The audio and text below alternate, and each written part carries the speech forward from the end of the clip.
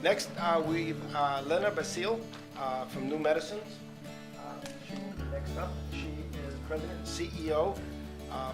Her company is involved in developing IL-12. She will tell you about that. Right now, she has received over $72 million in non-dilutive government funding. That's pretty impressive from my point of view since 2003. And I'm sure before the panel discussion is over, she'll tell us how she did that. And she has 20 years experience in science and Ph.D. in chemistry from Columbia. She's done postdoctoral work in molecular biology. She has a law degree. In my opinion, all that together is a dangerous combination, but she's doing well, and she will tell us about her company. I could tell you a little bit about how I started the company. It's been a long road. It's been 10 years. So, but I think I'll tell you a little bit first about what we're doing, and then I'm sure that'll come up at the panel discussion. What we have there at the bottom left is a word cloud, which really describes our company. All of the words put together are keywords from our company. It's a new concept that Chris Lawrence, who works for me, put it together, a word cloud. So, next slide. Okay, so we're a clinical stage biopharmaceutical company focused in oncology, but we have other things going related to IL-12. We've been at this 10 years, but we have made progress, but our entree into oncology is just going to start.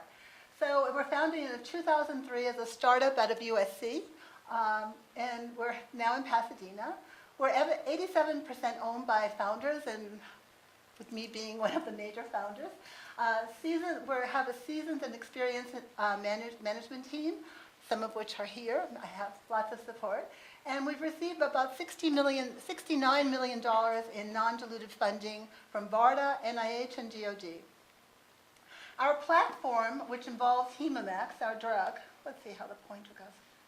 Oh, sorry. Our platform is that we are going to tell you. Okay. Our platform is, my new name for it is ISCT, Immunostimulatory Combinatorial Therapy. And it involves, the key molecule is Hemamax, which is recombinant IL-12. Okay, so what are our highlights in development strategy? So we're advancing Hemamax, which is, maybe many of you know about IL-12. It had a history. We're bringing it back. So it's a first-in-class molecule with a unique mechanism of action. What we're doing is we're taking Hemamax as an immunostimulation, combining it with radiation, either radiation, standard of care modalities, radiation, chemotherapy, or other immunotherapies. It is an immunotherapy. We're addressing and basically boosting the anti-tumor effects of standard of care therapies via immunostimulation. Its potential to become, and that's been my dream since 10 years ago, to become a standard of care, to be used with other standard of care modalities that are used in cancer patients, either radiation, chemotherapy, and now with the advent of immunotherapeutics. So how we're approaching this is we're addressing orphan diseases with high unmet needs. Our plans are to do proof of concept studies in cutaneous T-cell lymphoma, acute myeloid leukemia, pancreatic cancer, ovarian cancer, and melanoma. And how we're doing this is that we're pursuing it via a cost-effective and time-sensitive accelerated clinical development strategy. We've had conversations with the FDA, and they really suggested this to us more than we ever thought they would. So it's anticipated that we could have our first approval, and we haven't yet started our phase 1 in oncology yet, in 2018. And how we're going to do that is by using surrogate efficacy endpoints in intractable cancers. We've already had a conversation with the FDA about some of these cancers, and we're continuing to have the pre-IND discussions with them. So basically our clinical strategy envisions phase 2, accelerated approvals at phase 2, and which will allow us to use smaller and randomized trials.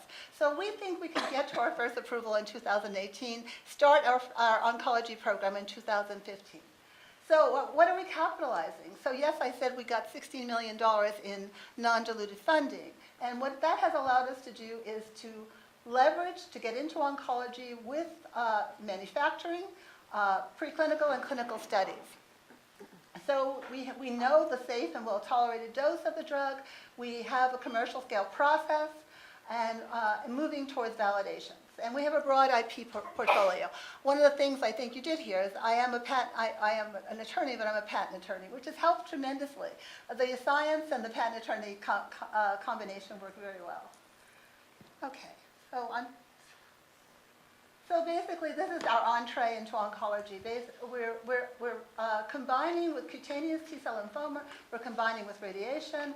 With acute myeloid leukemia, it will be chemotherapy, Ara-C. With pancreatic cancer, it will be FOLFIRINOX. First-line therapy for pancreatic cancer. For ovarian, it will be combined with doxorubicin, and with melanoma, sarcoma, adoptive cell transfer. But this is the part I haven't told you about. This is what we've been working on for 10 years. Well, not 10 years, actually. We got our first funding in about 2005 from NCI for exactly this, for combining IL-12 with radiation and chemotherapy. Now we're adding immunotherapies. So, but along in about 2008, we got our first funding from BARDA for hematopoietic syndrome of acute radiation syndrome, HSARS. And this approval, we're almost in phase 3 with that project in terms of, phase 3. And basically, this is an animal rule project, and maybe many of you don't know, but for medical countermeasures, where it's unethical to test in humans, you have safety in humans and efficacy in animals. So we're progressing. We're starting phase 3. We have to do a pivotal study in our animal model in monkeys, and then we have to do continue our safety database in humans. But we've also received funding recently from DoD for wound healing. So you're going to ask, how is one molecule going to do all of this? Well, we think it can. We've gone pretty far in hematopoietic syndrome of ARS. And in this case, we're looking at hematopoietic regeneration after lethal radiation in monkeys. And then we have the wound healing aspect. And this area, well, IL-12 was born in oncology, so we're bringing it back. So I have other slides, but I don't think I want to take your time. Thank you.